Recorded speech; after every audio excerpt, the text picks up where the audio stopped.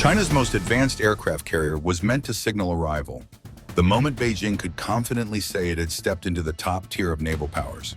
Instead, within weeks of entering service, that symbol of strength quietly turned around and sailed back toward the very shipyard that built it.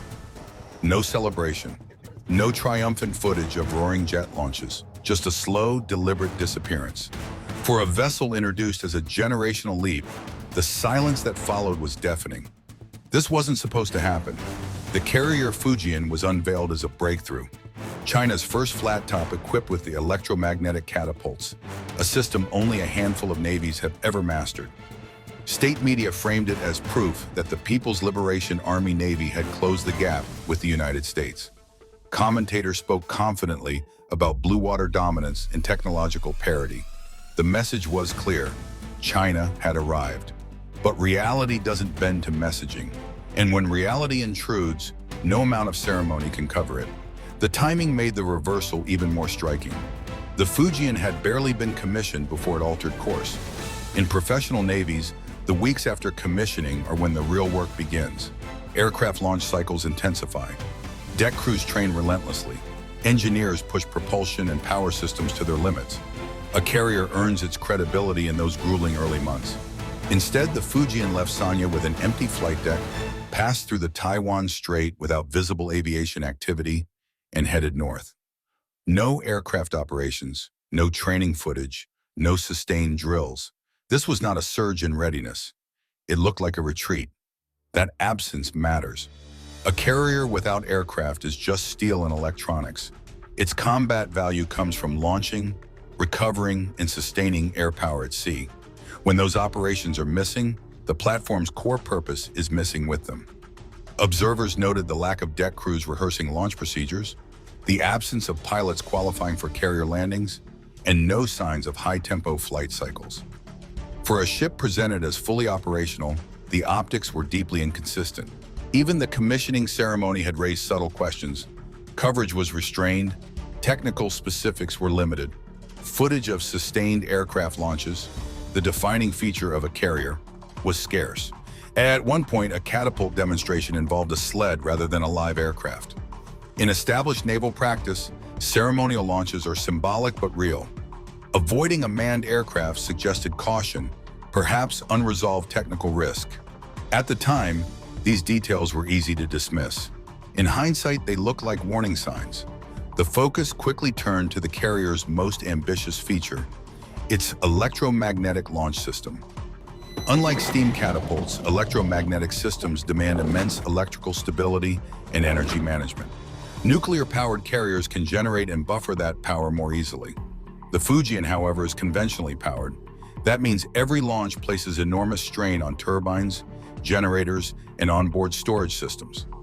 If synchronization falters, even briefly, operations can halt. Mastering that balance requires not just design sophistication, but exhaustive, time-consuming testing. Public trial footage prior to commissioning showed only limited launch sequences. There was little evidence of sustained, high-frequency operations resembling combat conditions. Analysts noted that despite extended sea trials, the total number of demonstrated launches seemed surprisingly low. A carrier is not proven by isolated tests. It is proven by repetition under stress. If those cycles never occurred at scale, readiness would exist more on paper than at sea. When the Fujian sailed north, many suspected its destination was Zhangnan Shipyard, the very facility in Shanghai where it had been built. Returning to the manufacturer so soon after commissioning is not routine. Standard maintenance can be handled at operational bases. Structural or systemic corrections often require shipyard intervention. While no formal explanation detailed the purpose of the relocation, the optics were difficult to ignore. A flagship platform had quietly exited the spotlight. This episode did not emerge in isolation. It fits a broader pattern in China's development of major military systems. High-profile platforms are unveiled with strong political symbolism, only to recede from view when technical challenges surface. Political milestones frequently dictate timelines. In such an environment, appearance can overshadow performance. Engineers work under intense pressure to meet ceremonial deadlines. Testing phases compress. Unresolved issues are deferred. The goal becomes delivery, not durability. That pressure is amplified by structural problems within the defense procurement system. In recent years, Beijing has carried out sweeping anti-corruption investigations within the military establishment. Senior officials tied to weapons development and acquisition have been removed. Corruption distorts incentives. Contractors prioritize optics and paperwork compliance over rigorous engineering. Subcontracting chains grow opaque. Quality control can weaken. None of these flaws guarantee failure, but they increase the risk that defects survive into operational service. There is also the matter of technological ambition. Installing electromagnetic catapults on a conventionally powered carrier was a bold choice. Even seasoned naval powers approach this transition cautiously. Electromagnetic systems offer advantages: smoother acceleration, reduced mechanical wear, the ability to launch lighter aircraft.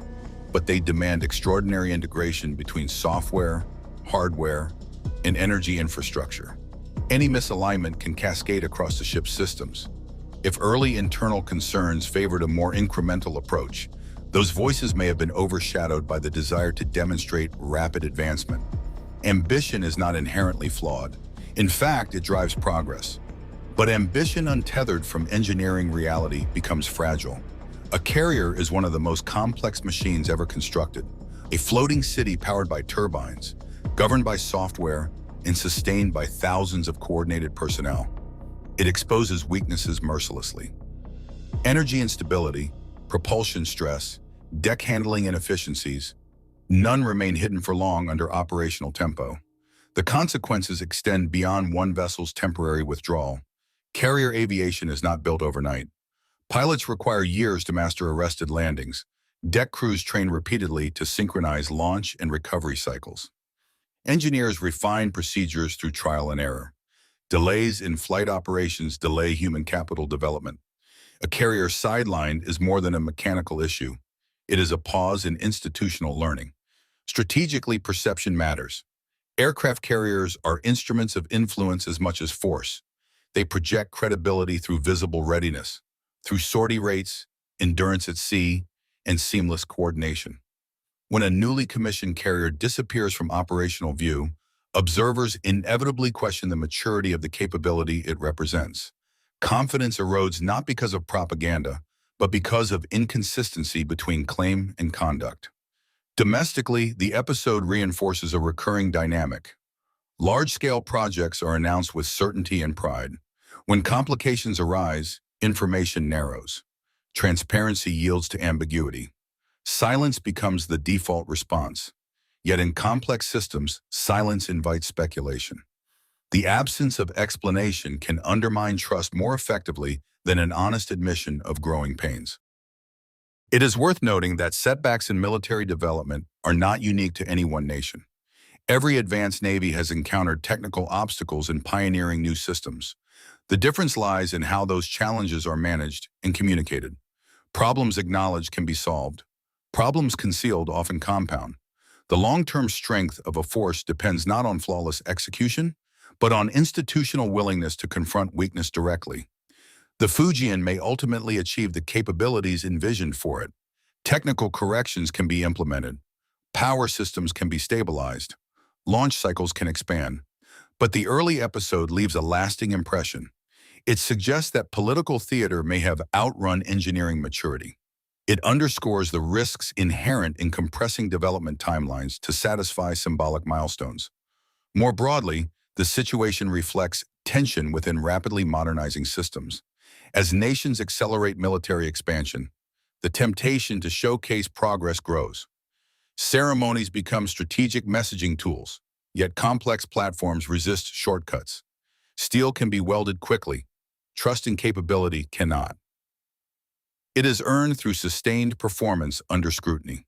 For the People's Liberation Army Navy, the path forward requires patience as much as power.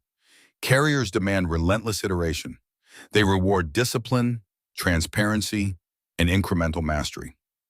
If those qualities guide future development, temporary embarrassment can become long-term learning. If image continues to dominate substance, the gap between presentation and performance may widen.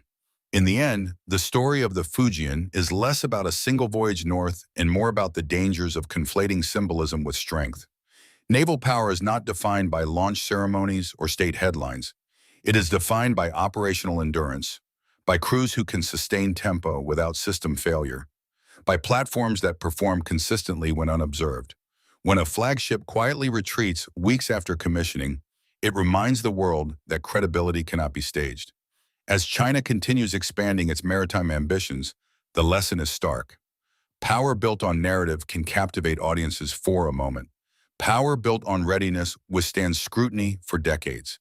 The difference between the two determines whether a carrier becomes a cornerstone of strategy or a cautionary tale about the cost of moving faster than reality allows. When examining China's existing aircraft carriers, Liaoning, Shandong, and Fujian, a clear pattern emerges. Each was introduced with enormous fanfare, framed as proof of unstoppable naval ascent. Yet real-world indicators tell a more restrained story. Sortie rates remain limited, blue water deployments are cautious, and sustained carrier air wing operations are rarely demonstrated publicly. A carrier's value lies in combat endurance, integration, and reliability under pressure, not in ceremonial milestones. So far, visible evidence suggests these platforms are still maturing rather than projecting decisive power. Their operational footprint does not yet match the narrative surrounding them.